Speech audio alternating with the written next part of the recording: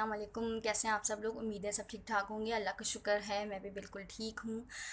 जैसे मुझे आज अपनी वीडियो बनानी थी, टाइप्स ऑफ स्किन टोन को किस तरह से जज कर सकते हैं आप घर में बैठ के, तो उसके लिए कुछ चीज़ें चाहिए थी जो मैंने यूज़ की सब पे अपने, तो वो ख़त्म हो गए अनफॉर्चुनेटली। तो अब SOPs की वजह से 7 बजे सब कुछ बंद हो जाता है, तो मैं कुछ मंगवा ही नहीं सकी। लाइटें भी आजकल बहुत जा रही हैं। अल्लाह ताला के एसी वालों पे रहम फरमाए कि इलेक्ट्रिक पे, तो इस वजह से मैं कुछ मंगवा ही नहीं सकी। तो इंशाल्लाह ताला वो मैं वीडियो कल बनाऊंगी। लेकिन अभी जो मैं वीडियो बना रही हूँ तो वो मैंने सोचा कि उस बारे में बात करनी चाहिए आप लोगों के साथ मिलके। वो बात है पिगमेंटेशन की। पिगमेंटेशन जो होती है वो एक तरह का कलर जो है हमारा वो डल कर देती है हमारे स्किन पे। फेयर स्किन पे या डार्क स्किन पे किसी तरह के स्पॉट्स पड़ जाने को हम पिगमेंटेशन कहते हैं। ठीक है, आसान अल्फाजों में तो ये पिगमेंटेशन ये चीज़ हो गई। और और उससे ज़्यादा आसान अगर हम इसको करना चाहें तो जो हमारे फेस पे एक्नी हो जाती है, पिंपल्स हो जाते हैं, रेडनेस हो जाती है, उन सबको हम जो है वो पिगमेंटेशन कह देते हैं। लेकिन मैंने जो अपनी रिसर्च में और जिन चीज़ों में देखा है, पिगमेंटेशन के जो डिसऑर्डर्स हैं, पिगमेंटेशन की कोई टाइप नहीं होती। जो कुछ भी पिगमेंटेशन में हमें होता है वो उसका डिसऑर्डर है पिगमेंटेशन का, जो हमारे फेस पे या हमारी बॉडी पे कहीं पे भी हो सकता है। वो पिगमेंटेशंस कहीं पे भी हो सकती हैं, वो डिसऑर्डर हमें कहीं पर भी हो सकता है। 4 से 5 किस्म के इसके डिसऑर्डर होते हैं। और अगर ये चीज़ें बहुत एक्सट्रीम लेवल पे आपकी बॉडी में आ जाएं तो हमें पहले ही फुर्सत में डर्मालॉजिस्ट को दिखाना चाहिए। पिगमेंटेशन जो होती हैं वो दो वजह से होती हैं, या तो हमारी हमें हमें इंटरनल तौर पे कुछ मिल रहा होता है, या हमें एक्सटर्नल तौर पे कुछ हो रहा होता है जिसकी वजह से हमें पिगमेंटेशन होती है।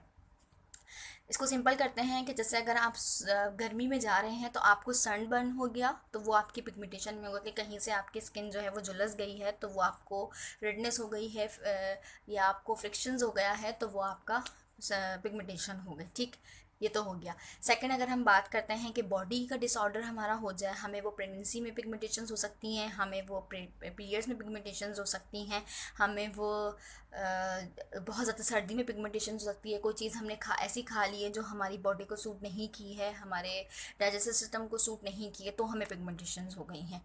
पिगमेंटेशन जब भी आपके एक लेवल से बहुत ज़्यादा बढ़ जाए तो उसको घर में लेके बैठना नहीं चाहिए। ये एक बहुत अपने आप में एक बहुत बड़ा डिसऑर्डर है, हमें इसको फ़ौरन डर्मेटोलॉजिस्ट को दिखाना चाहिए। अगर हमें कभी भी पिगमेंटेशन का कोई भी नुकसान है, ज़रूरत से ज़्यादा अगर हमारे फेस पे एक्नी हो गई है, तो हमें उसको भी ये कह के नहीं टाल देना चाहिए कि हमारी तो स्किन ही ऐसी है, या हमारा एटमॉस्फेयर ही ऐसा है, या मैं चूल्हे के आगे बहुत काम करती हूँ, या मैं फ़लाँ काम बहुत करती हूँ, या मेरा बाहर आना जाना बहुत है तो इसी वजह से मुझे ये एलर्जी है, या मुझे ये एक्नी है, या मुझे इस तरह के पिंपल्स हो जाते हैं, मेरे फेस पे इस तरह की रेडिएशन हो जाती है। हमें इन सब चीज़ों को ख़ास तौर पे पिगमेंटेशंस में ये नहीं लेके आना चाहिए। मैंने अपनी प्रीवियस वीडियोस में आपको ये बात बताई है कि स्किन टोन बजाते खुद कोई बहुत बुरी चीज़ नहीं है। आपकी स्किन टोन आपके हिसाब से, आपकी ब्लड सर्कुलेशन के हिसाब से, आपके ब्लड प्रेशर के हिसाब से बिल्कुल सही होती है। जिस तरह की हमारी बॉडी को नीड होती है, अल्लाह ताला ने उसी तरह हमारी स्किन टोन बनाई होती है। हमें उस चीज़ का तो शुक्र अदा करना चाहिए। हमारी स्किन पे कोई भी चीज़ इफ़ेक्ट जब करती है जब हम उस चीज़ का ख्याल नहीं रखते हैं। बजाते एक छोटी सी यूट्यूबर मैं आपको ये बात बताना चाहूँगी कि ये एक बहुत बड़ा इशू बन सकता है आपकी अपनी लाइफ में, तो आप इसको लाइटली मत लिया करें। हमें प्रेगनेंसी के दौरान जो कुछ हो जाता है, हमारे फेस को जाता है, वो होता है, बिल्कुल होता है, लेकिन ज़रूरत से ज़्यादा वो नहीं बढ़ना चाहिए। हमें इस चीज़ का बहुत ख्याल रखना चाहिए। हमें पीरियड्स में अगर हमारे पीरियड्स की साइकिल अच्छी नहीं है तो हमें ये सब कुछ इशू होंगे, हमें इस चीज़ का भी ख्याल रखना चाहिए। हमें अपने पीरियड्स की साइकिल को बहुत बेहतर रखना चाहिए ताकि हमारे फेस पे या हमारी बॉडी पे इस तरह की पिगमेंटेशंस नहीं हो। 95% प्रॉब्लम्स हमें प्रेगनेंसी और पीरियड्स की वजह से ही होती हैं, जो हमारे फेस पर होती है। इंशाल्लाह ताला अपने आप अपने पीरियड साइकिल को किस तरह बेहतर कर सकते हैं, आपको प्रेगनेंसी में किस तरह के इश्यूज़ आ सकते हैं अपनी स्किन के हवाले से लेके मैं इंशाल्लाह आगे फर्दर ये वीडियो बनाऊंगी।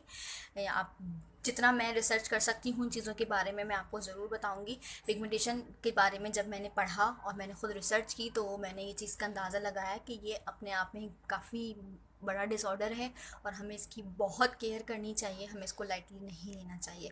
पिगमेंटेशंस की जो डिसऑर्डर हैं, आइए चल के उनके बारे में बात करते हैं। चलें जी, अब इनके टाइप डिस्कस करते हैं। तो पिगमेंटेशन की पहली टाइप तो आ जाती है जो बहुत कॉमन है, वो है फ्रिंकल्स, जो आपके फेस पर हो जाते हैं। ये सबसे ज़्यादा जो होता है, जिनके कलर बहुत ज़्यादा फेयर कलर वाले होते हैं, उनके स्किन पे जो है ये पिगमेंटेशन जो होती हैं सबसे ज़्यादा जो है ये सनलाइट की वजह से पिगमेंटेशंस आ जाती हैं आपके फेस पे। जब गर्मियाँ होती हैं तो ये बहुत ज़्यादा डार्क लगता है, और जब सर्दियाँ होती हैं तो इसके जो निशान होते हैं फ्रिंकल्स के, वो बहुत लाइट हो जाते हैं।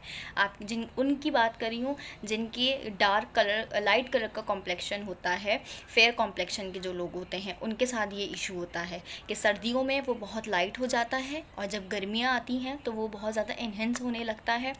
ये एक कॉमन जो है हमारा डिसऑर्डर है पिगमेंटेशन का। और इसके जो सर्कुलर कलर के स्पॉट्स होते हैं हमारे फेस पे, पिगमेंटेशन फ्रिंकल्स जो होते हैं वो इस तरह के होते हैं। तो पहली टाइप तो इसकी ये हो गई है। चल के अब दूसरी टाइप डिस्कस करते हैं। चलिए जी, सेकंड पिगमेंटेशन की जो हमारा डिसऑर्डर होता है वो मलास्मा होता है। ये डिसऑर्डर जो होता है जिनकी डार्क स्किन टोन होती है, ज़्यादातर उनके फेसेस पर होता है। ये डार्क ब्राउन कलर के पैचेस होते हैं हमारे फेस पे हो जाते हैं, डार्क ब्राउन कलर के। और सबसे ज़्यादा मलास्मा जब होता है जब हमें प्रेगनेंसी होती है, जिसको मार्क्स ऑफ प्रेगनेंसी कह दिया जाता है, वो दरअसल मलास्मा होता है। ये एक डिसऑर्डर है पिगमेंटेशन का। जो जो लड़कियां प्रेग्नेंट होती हैं उनको जो है इस तरह के निशानात जो उनके फेस पे आ जाएं, उसको मलास्मा कहते हैं। ये ज़्यादातर निशान जो होते हैं ना हमारे फेस पे होते हैं, चिन पे हो जाते हैं, हमारी चिक्स पे हो जाते हैं, नोज़ पे हो जाते हैं, फॉरहेड पे हो जाते हैं, जो अजीब अजीब धब्बे और निशान आ जाते हैं, वो मलास्मा होता है, जो ज़्यादातर प्रेग्नेंट लेडी को होता है। और जिनकी डार्कर स्किन टोन होता है ये उनके फेसेस पे ज़्यादा हो जाता है। ये अपने आप में एक बहुत बड़ा डिसऑर्डर है जो कि प्रेगनेंसी में और भी बहुत सारी जगहों पर हो जाता है। उसके बारे में इंशाल्लाह ताला बात हम जब प्रेगनेंसी को डिस्कस करेंगे, उनके डिसऑर्डर डिस्कस करेंगे, फेस पे आपकी बॉडी पर जो चेंजेस आते हैं, तो ये इंशाल्लाह हम वहाँ पर डिस्कस करेंगे। अभी यहाँ पर से फेस के हवाले से इसमें यही बात है कि मलास्मा जो होता है वो हमें प्रेगनेंसी की ड्यूरेशंस में हो जाता है लड़कियों को, और जिनकी डार्कर स्किन टोन होती है उनके फेस पे हो जाता है। और इसका अपना ख़ुद का कलर भी डार्क स्पॉट्स में ही होता है। इसको सर्दी और गर्मी से इसका कोई ताल्लुक़ नहीं होता। जैसे फ्रिंकल्स तो सर्दी में लाइट और गर्मी में डार्क हो जाते हैं सनलाइट की वजह से, इसका कोई ऐसा कुछ नहीं होता। ये प्रेगनेंसी में होते हैं और ये सेम ही होते हैं, डार्क पिगमेंटेशंस हो जाती हैं इनकी हमारे फेस के ऊपर। चलें चल के थर्ड डिस्कस करते हैं। अच्छा जी, तो ये जो थर्ड है हमारी डिसऑर्डर, ये कहलाता है सोलर लैंडिंगो। सोलर लैंडिंगो में ये होता है कि ये जो होता है ना, हमारे लीवर की तरह के जो स्पॉट्स होते हैं वो हमारे फेस पर आ जाते हैं, और सन के स्पॉट्स जो होते हैं, जिस तरह का सूरज के स्पॉट्स होते हैं, वो हमारे फेस पे आ जाते हैं। इसका लाइटर स्किन और डार्कर स्किन से कोई ताल्लुक़ नहीं है। इसका सबसे ज़्यादा जो ताल्लुक़ है वो है हमारा सेंसिटिव स्किन से। जिनकी स्किन टोन बहुत सेंसिटिव होती है और वो जब सन में जाते हैं तो सन की बहुत high radiation, ultraviolet radiation जो होती है वो हमारा फेस नहीं बर्दाश्त कर पाता, हमारी स्किन नहीं बर्दाश्त कर पाती, और इस तरह की पिगमेंटेशंस हमारे फेस पर आ जाती हैं।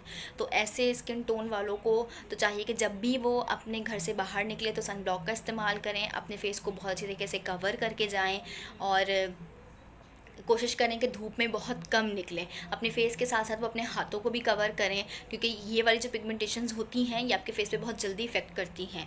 क्योंकि अल्ट्रा वायलेट, जैसे आजकल बहुत गर्मी है तो जिनकी स्किन बहुत ज़्यादा सेंसिटिव स्किन है उनको ये वाली प्रॉब्लम आजकल बहुत ज़्यादा हो रही होगी इतनी गर्मी में बाहर जाने के लिए। जिनका बीपी बहुत हाई रहता है और उनकी सेंसिटिव स्किन है, उनको ये पिगमेंटेशंस का मसला रहता होगा।